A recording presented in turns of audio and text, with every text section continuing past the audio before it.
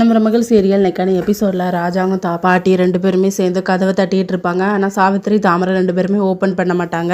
சரி கதவை உடைச்சிட்டு போக போகிறேன் அப்படின்னு சொல்லி செய்து கிளம்பும்போது கரெக்டாக சாவித்திரி தான் கதவை ஓப்பன் பண்ணி வருவாங்க. என்னாச்சுமா, எதுக்கு இவ்வளோ நேரம் கதவை திறக்கலை, இவ்வளோ நேரம் என்ன பண்ணுறீங்க, உள்ள ஒரு சாரி மாற்றிக்கு இவ்வளோ நேரமா அப்படின்னு சொல்லி கத்தும்போது தாமரையும் உள்ளே வருவாங்க. கழுத்தில் இருக்க தாலியை பார்த்துட்டு பாட்டி வந்து ஷாக் ஆயிடுவாங்க. என்னடி கல்யாணம் ஆகலை, அதுக்கு முன்னாடி தாலி இருக்குது, உன் கழுத்தில் யாரடி தாலி கட்டினா அப்படின்னு சொல்லிட்டு உடனே சாவித்திரி வந்து அவங்க மாப்பிள்ளையை பற்றி பெருமையாக பேசுவாங்க. காளிஸ் பிச்சைன்னு ஒருத்தர், இந்த உலகத்தில் அவர் தான் கோடீஸ்வரர், என் பொண்ணும் அவரும் சின்சியராக லவ் பண்ணாவ, அதனால் நான் கல்யாணம் பண்ணி வச்சேன் அப்படின்னு சொல்லிட்டு அந்த கோடீஸ்வர மாப்பிள்ளையை பார்க்கலாம் அப்படின்னு சொல்லிட்டு சொல்லும்போது காளிஸ் பிச்சையும் வெளியே வருவார். இவனை எங்கேயோ பார்த்துருக்கேனே அப்படின்னு சொல்லி கருப்பு வந்து யோசிச்சுட்டு இருப்பார். அதுக்கப்புறம் ராஜாங்க வந்து ஒரு அறை விடுவாரா, ஐயா தயவுசெய்து அடிக்காதங்க ஐயா அப்படின்னு சொல்லிட்டு இருப்பாரு. அப்போ அந்த காளிஸ் பிச்சையோட ரிலேட்டிவ்ஸ் எல்லாருமே வருவாங்க.